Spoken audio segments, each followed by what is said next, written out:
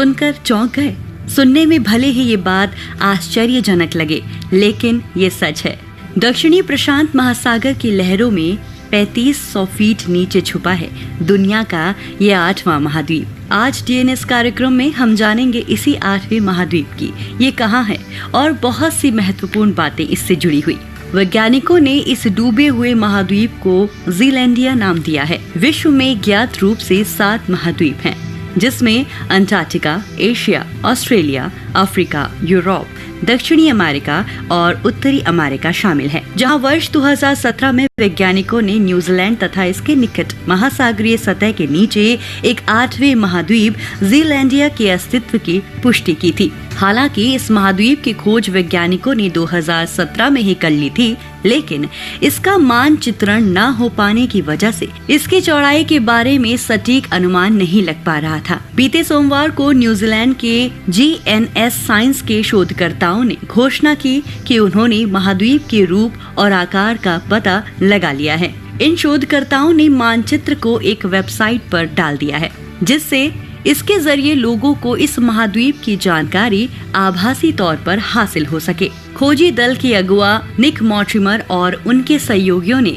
इस महाद्वीप के इर्द गिर्द समुद्र ताल की गहराई, इसकी संरचना और जीलैंडिया टेक्टोनिक प्लेट की सीमाओं की स्थिति को रेखांकित किया है। मानचित्र के जरिए कई नई सूचनाएं प्रकाश में आई हैं। इन सूचनाओं में महाद्वीप के बनने और लाखों साल पहले इसके पानी में डूबने जैसी जानकारियों को साझा किया गया है। जीलैंडिया का इलाका क्षेत्रफल में तकरीबन 50 लाख वर्ग किलोमीटर तक फैला हुआ है। यह ऑस्ट्रेलिया महाद्वीप के क्षेत्रफल के आधे भाग के बराबर है, लेकिन इस महाद्वीप का महज 6% ही समुद्र तल के ऊपर है। बाकी भाग समुद्र तल के नीचे डूबा है। यही वजह है कि वैज्ञानिकों को इसका सर्वेक्षण करने में खासी दिक्कतों का सामना करना पड़ता है। इस मानचित्र के जरिए इस डूबे हुए महाद्वीप को समझने में काफी मदद मिली। मॉर्टिमर और उनके दल ने महाद्वीप और इसके आसपास के समुद्र तल का गहनता से अध्ययन किया।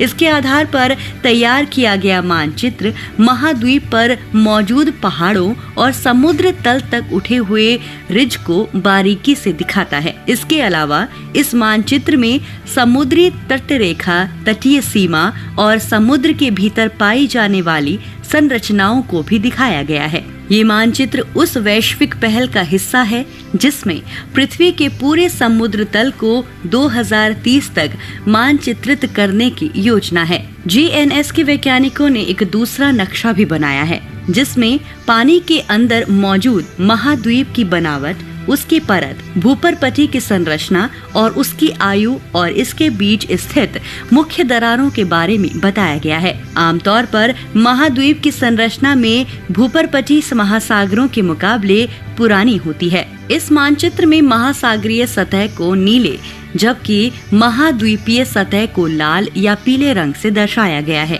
ज्वालामुखी को इस मानचित्र में लाल त्रिभुजों के माध्यम से दर्शाया गया है। इस मानचित्र में जीलैंडिया महाद्वीप और इसके इर्द गिर्द मौजूद टेक्टोनिक प्लेटों को भी दर्शाया गया है। इसके अलावा कौन सी प्लेट किस तरफ जा रही है और किस प्लेट के नीचे कौन सी प्लेट जा रही है, इसके बारे में भी बताया गया है। जीलैंडिया महाद्वीप की परिकल्पना महज 25 साल पुरानी है।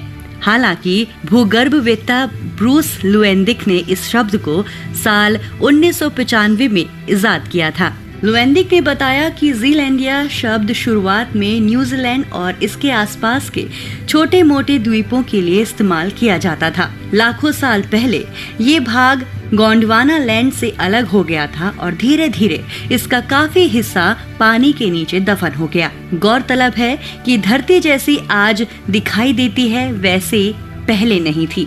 धरती पर मौजूद महाद्वीप और महासागर पहले यूं नहीं थे जैसे आज दिखाई देते हैं। हमारी धरती पर पहले एक सुपर कॉन्टिनेंट मौजूद था जिसे पेंजिया के नाम से जाना जाता था। वक्त के साथ ये विशालकाय महाद्वीप 2 भागों में बंट गया। उत्तर वाला खंड लॉरेशिया कहलाया और इससे यूरोप, एशिया और उत्तरी अमेरिका जैसे महाद्वीपों का निर्माण हुआ।